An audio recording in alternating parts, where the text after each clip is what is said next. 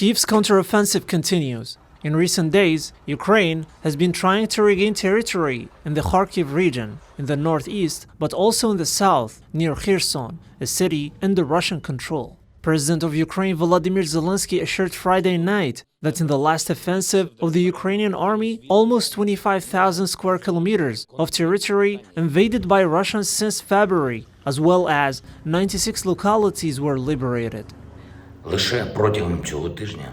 During this week alone, our warriors liberated 776 square kilometers of territories in the east of our country from the Russian pseudo-referendum. 29 settlements, including 6 in Luhansk region. Overall, from the beginning of this advance, 2,434 square kilometers of our land and 96 settlements have already been liberated. In turn, the UN delivered urgently needed aid to people living in recently recaptured areas of northeastern Ukraine. More than 73,000 people in Kharkiv Oblast have now received food assistance. More than 73,000 people, and that's nearly half of the population in the retaken areas in Kharkivska Oblast, have received food assistance.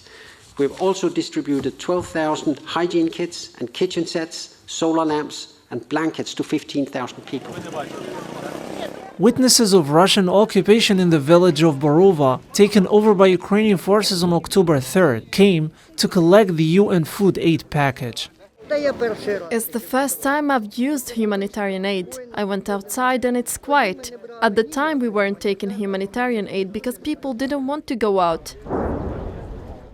Intense shelling is heard in Bakhmut, a city of 70,000 inhabitants. If captured, it would be a victory for Moscow after weeks of defeats from north to south in Ukraine. Ukrainian forces still control Bakhmut, but fears of an infiltration by Russian forces on the eastern bank, including mercenaries from the Wagner company, are very real.